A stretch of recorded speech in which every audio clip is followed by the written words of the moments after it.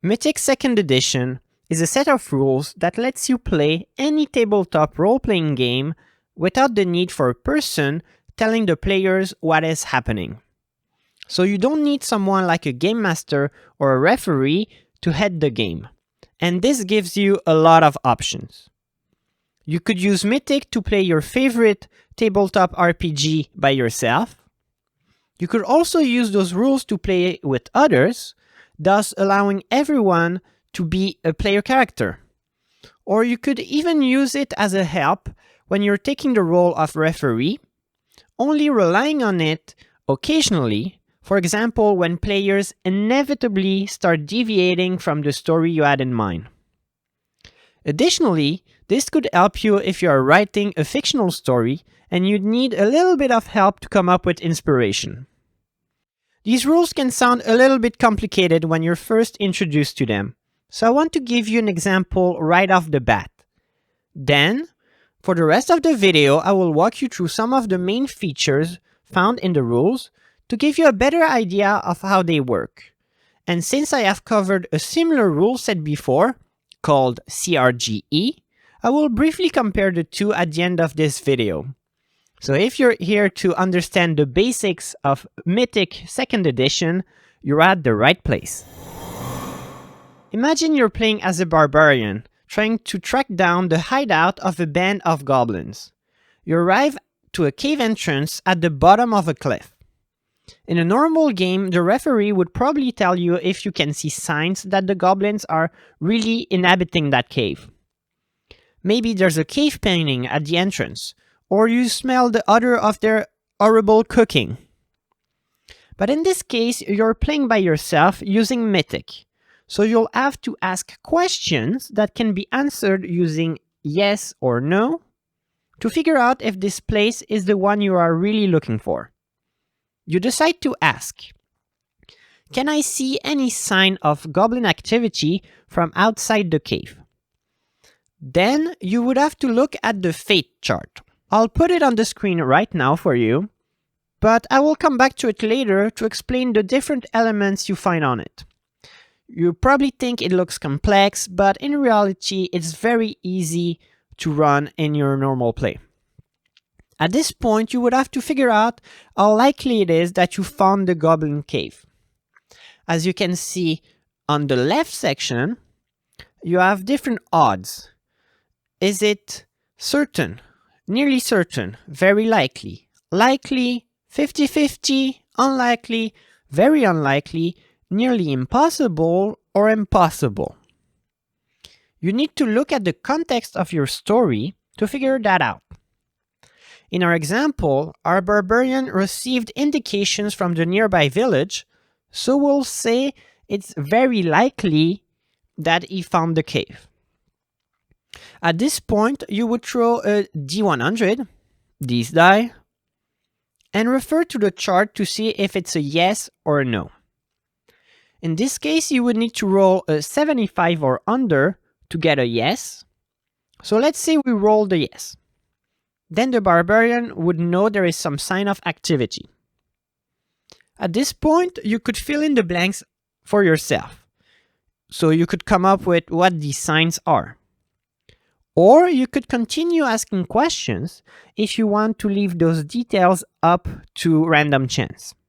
For example, you might ask, are there cave paintings? Is there maybe a big trash heap, because goblins are not known for being very good at disposing of waste? Or is there a guard in the entrance? And so on and so forth. These are the rules you'll be following 80% of the time when you're playing Mythic. To summarize, when you are in play, to figure out what are the facts of the adventure. What do you see? What do you hear? What do you smell? Are there enemies? Are the enemies more powerful than I am? Any question you have, really. You will be coming up with questions that you can answer with a yes or a no. And then you'll be rolling for an answer by referring to the fate chart. Then, building on the answers you get, you will be able to build a coherent and engaging story that still presents you with surprises and mysteries. like if you were playing with a real person. Going back to our example, if now our barbarian is entering the cave, you might want to ask, are the goblins going to ambush me? Or maybe you want to go a bit slower and just ask, do I see any enemies up ahead? Or even more simply, do I hear footsteps coming from deeper within the cave? You could ask basically anything and go as much or as little into details as you want. The only thing that matters is that you ask questions and go with whatever answer you get. Now, before I go into more details into the fate chart, let me introduce you to the second and third most important features in Mythic: the scene structure and random events. Let's say we're starting a Mythic adventure and we already have a character and an idea for our story. For this example, we'll be a rookie police officer pulling over a guy that looks like a mafioso. Before we start role-playing the scene, Mythic asks us to outline how we would normally expect the scene to start. Here, we might expect the man to simply park his car on the side of the road and to cooperate with my character. We haven't started the scene yet. We just want to see if the scene is going to start how we would expect. Now we would need to roll a d10 and compare it to our chaos factor. I know I haven't explained the chaos factor just yet, but bear with me, it's very simple, so don't focus on it just yet. I will explain it to you in just a minute. For the moment, we'll say the chaos factor is at 5, because that's usually how you start an adventure. So, to recap, we have decided how we expect our scene to start, and now we are going to test if it behaves as planned by throwing a d10 against our chaos factor of 5. If we roll above 5, the scene starts as planned, with the driver behaving as expected. If we roll a 5 or below, our scene will be changed. And there are two options here. First, if we roll an odd number equal or below 5, so a 5, a 3, or a 1, we get what's called an altered scene. If we roll an even number below 5, so a 4 or a 2, we get an interrupt scene. Let me explain. If you use the basic rules and you roll an altered scene, it means instead of starting as expected, your scene starts with your next assumption. In our example, this could mean the driver doesn't want to cooperate and instead he runs away and we have to chase after him. Now, on the other hand, if we get an interrupt scene, things get a little bit more complicated because we have to roll for a random event. But before I go on, let me quickly recap. Before you start a scene in your roleplay, you have to think about how you expect the scene to start. And then by rolling a d10 against your chaos factor, you get one of 3 outcomes. Either you roll over your chaos factor and the scene starts just as expected, or you roll an odd number that is equal or smaller than your chaos factor, which means you get an altered scene. Or, third option, you roll an even number equal or smaller than your chaos factor, and you get a scene that starts according to a random event. Okay, now let me outline the basics of random events. You'll see it's pretty cool, and personally, it's probably my favorite feature in Mythic. When you have a random event, you have to refer to the random event focus table and roll a d100 to see which one you get. Since I don't want to give away the whole book, I will only show you one of them in detail. But you can get a pretty good idea just by looking at the titles here. Let's say we roll a 42 and get NPC negative. This means we have to look at our list of characters that are not controlled by players and see which one is affected. Since in our example we only have one character, this will be the mafioso looking driver. Now, is perhaps the most confusing part for a new player. We need to look at our meaning tables and roll twice on one of them to get some direction for the random event. In the old version of Mythic, you had only 2 tables to roll on, which made things a little bit easier for beginners, but more limiting for experienced players. Now you have 17 tables. I know that sounds like a lot, but they are well made, so I won't complain. I actually really like them. For the sake of simplicity, we'll just use the action table to get inspiration for a random event. It's the main table anyway. But before I go on, let me just recap to make sure everyone is following along. When you get a random event, you start by rolling a D100 on the random event focus table, and then you choose a meaning table and roll 2 times with your D100 to get 2 keywords. I rolled earlier and I got 96 and 49. So I looked at my meaning table and found that my keywords were truce and interior. I know that sounds vague, but that's the whole beauty of it, because you have to interpret. So when I use the context of my story, the random event focus, and the 2 keywords I got, I put all of these together to find an interpretation. In this case, truce and interior made me think of a secret agreement between the mafia and the police department my character works at. Therefore, I decide that the driver does pull over as expected, but when my character walks up to his window, he hands me a secret recording with instructions. And to my character's surprise, when he listens to it, he recognizes the voice of one of his superiors. Looks like my story just took an unexpected turn right from the get-go. As a side note, you saw that I was able to make the random scene work with my idea of pulling over a mafioso. So I didn't have to scrap my original idea. But sometimes it will make more sense to create a totally different scene when you get a random event. For example, maybe I could have decided my first scene to be a phone conversation between a police official and a mafia boss where they negotiate that truce. That would also have made sense with my random event. Either way, it's always recommended you follow your instinct with this game. Go with the spur of the moment, and you can hardly go wrong. Now we finally come back to the fate chart and the chaos factor. Here's the full fate chart. As you can see, you have the odds on the left, and a matrix full of numbers in the middle of the chart. And at the bottom, you have chaos factor with numbers going from 1 to 9. I will start by explaining the numbers to you. Let's isolate only the middle column by going back to our simplified fate chart. You can see that in each cell you have 3 numbers. A small number on the left, a bigger number in the middle, and a small number on the right.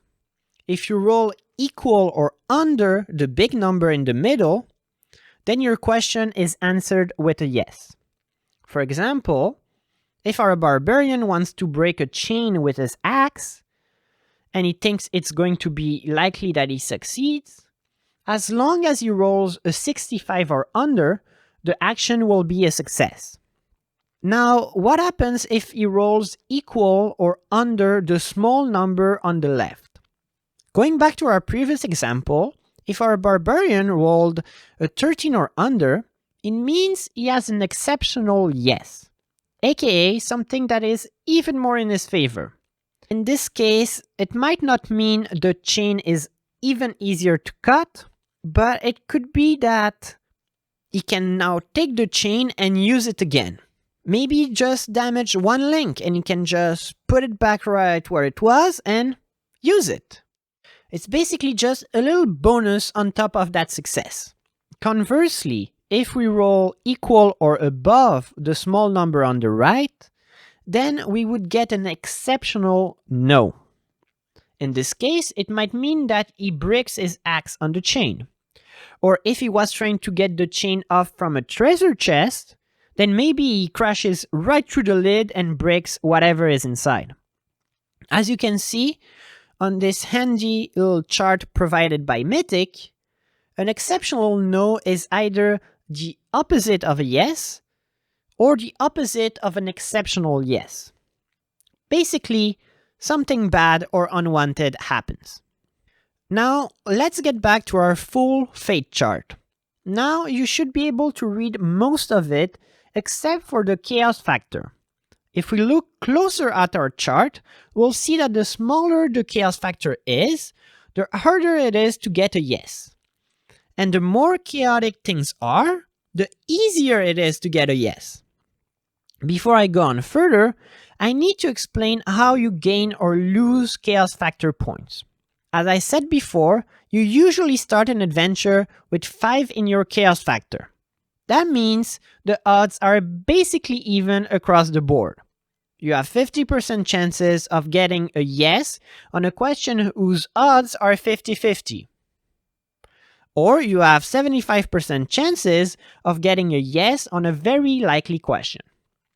But at the end of your first scene, you will have to decide whether or not your scene was mostly under control or if it was really chaotic.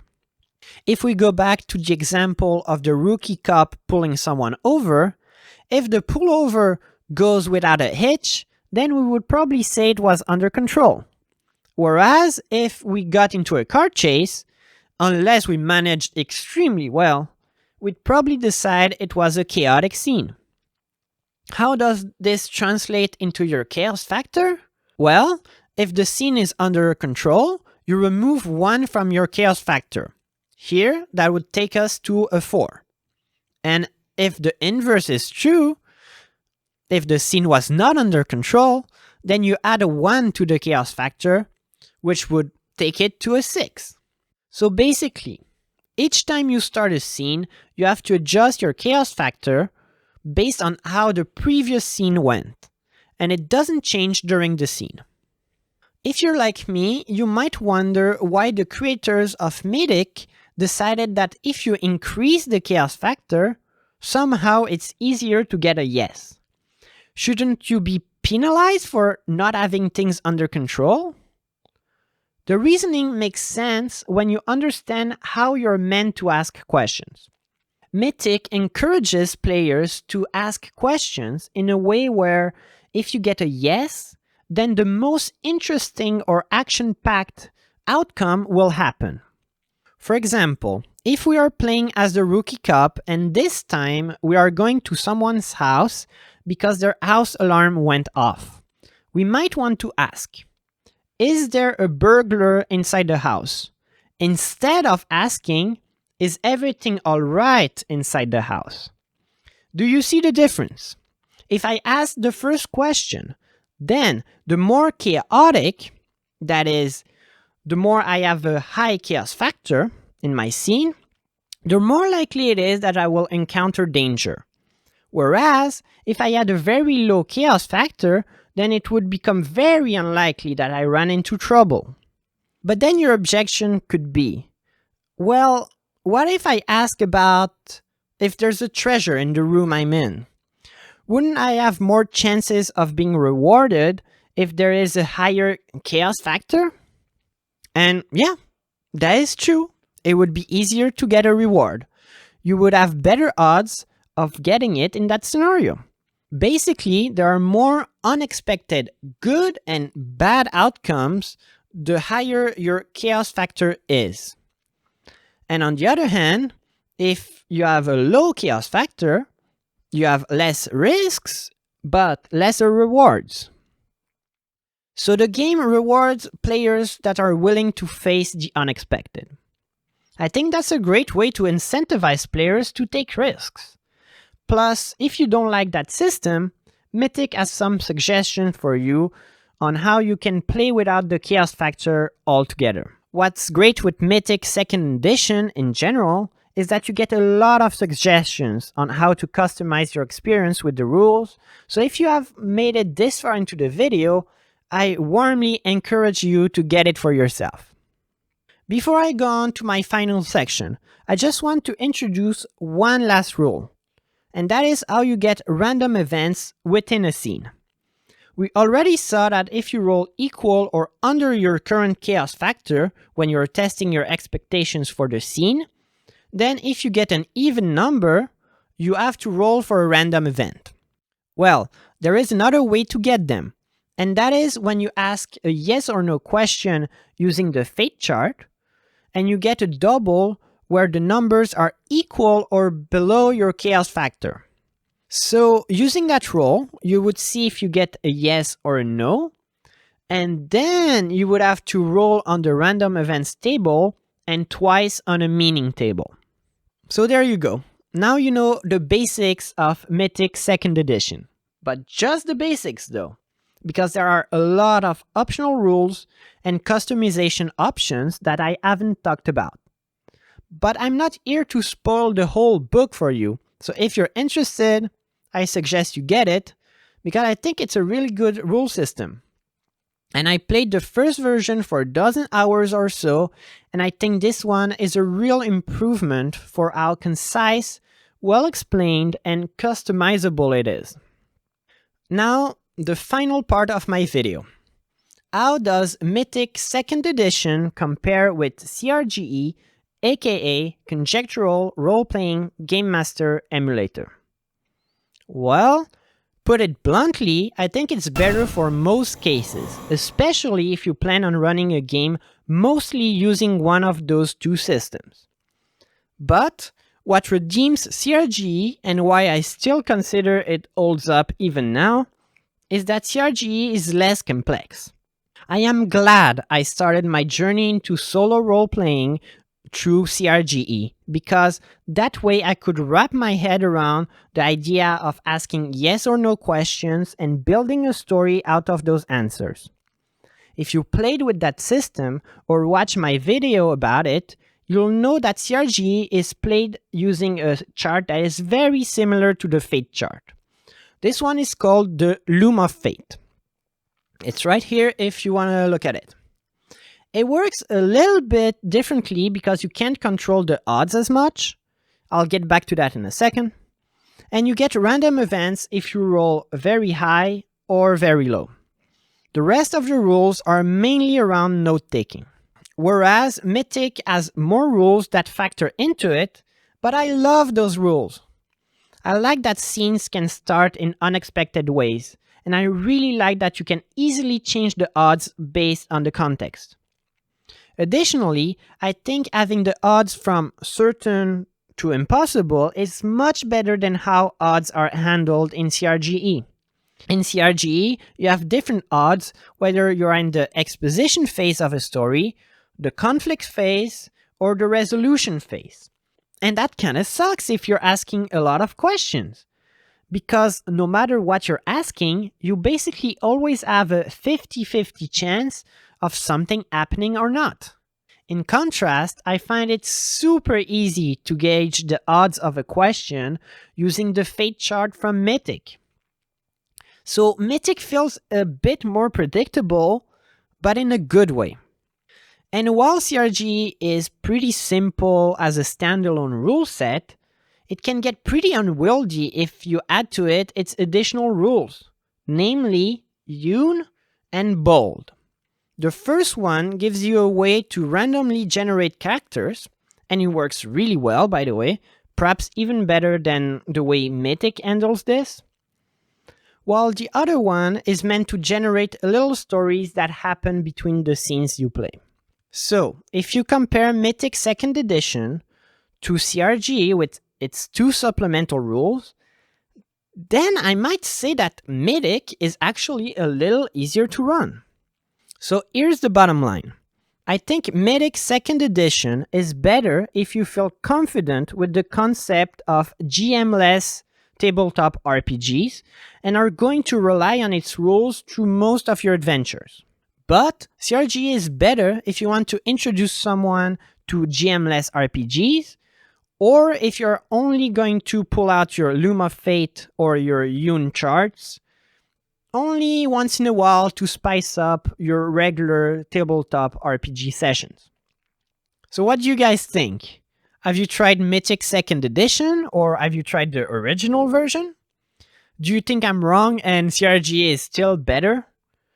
Let me know in the comments. I'd love to see what you think about that. As for myself, I think I will be making videos using Mythic 2nd edition in the next months because that system is my new favorite. I hope you guys enjoyed, and if you did, would you be so kind as to leave me a like and subscribe for more content like this and content of me actually using Mythic 2nd edition to come up with RPG stories of my own. And on this note, I will end the video here. I'm glad to have you all on my channel. Happy role-playing, and see you in the next video. Bye everyone!